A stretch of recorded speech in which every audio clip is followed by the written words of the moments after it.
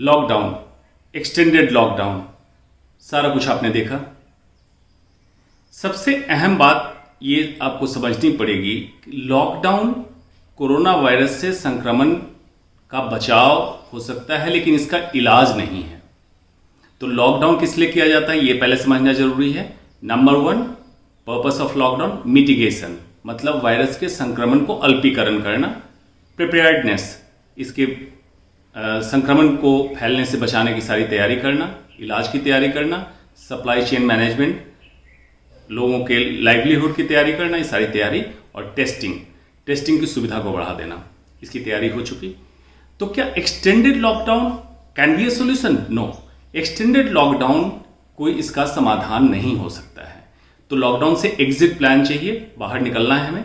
उसको निकलने के लिए जो अभी तक मीडिया के द्वारा, सरकार के एडवाइजरी के द्वारा जो आपको जागरूक जैसे किया गया है, जैसे hand sanitation, physical distancing, actual शब्द है मतलब शारीरिक दूरी बनाना इसको, और अपने आसपास ऑफिस में, काम करने की जगह में, घर के आसपास साफ सफाई का रखना, इसको अभी भी मेंटेन करना है।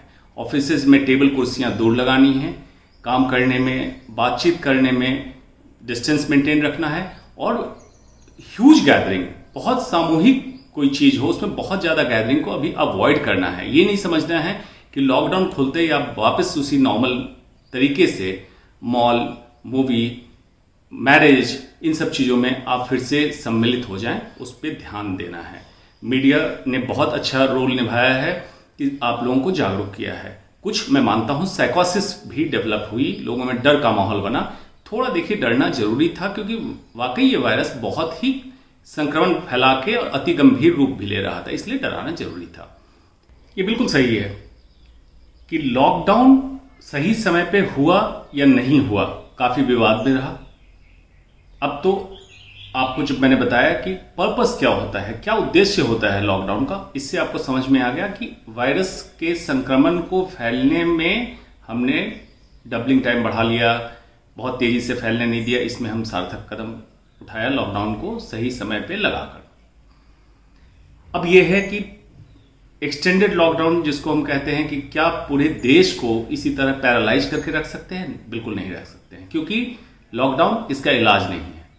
तो एग्जिट प्लान चाहिए, तो एग्जिट प्लान तो होगा, लेकिन एट द सेम टाइम अभी वायरस के संक्रमण को और बढ़ना है। मतलब एक्सपेक्टेड है जून जुलाई तक और तेजी से संक्रमण फैलेगा। तो अभी हमारे पास वायरस के अगेंस्ट वैक्सीन नहीं है, कोई एंटीवायरल मेडिसिन नहीं है, तो prevention is always better than cure. तो अभी भी हमें सावधानी वही बरतनी है जो अभी तक सरकार के एडवाइजरी के माध्यम से, मीडिया के माध्यम से आपको समझाया गया, वही अभी भी एडवाइजरी बरकरार रखिएगा।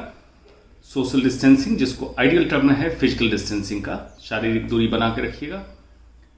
फेस मास्क जब भी क्राउडेड प्लेस पे जाएं लगाना है। और जितना हो सके ओल्ड एज, मतलब 65-60 से ऊपर के लोग, कैंसर के मरीज, डायबिटीज के रोगी, जितना हो सके आप लोगों की आउटडोर एक्टिविटी अभी कम से कम रहे तो बेहतर रहेगा।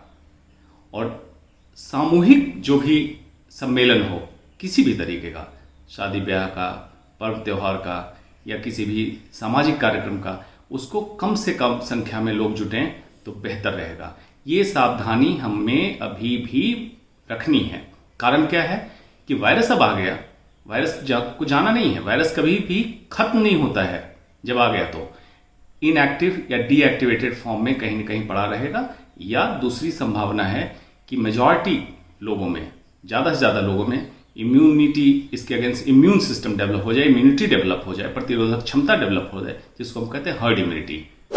तो हम इससे बच सकते हैं या इसका कोई इलाज निकल जाए। इसलिए अभी भी लॉकडाउन से निकलने के बाद आपको सावधानी रखनी है।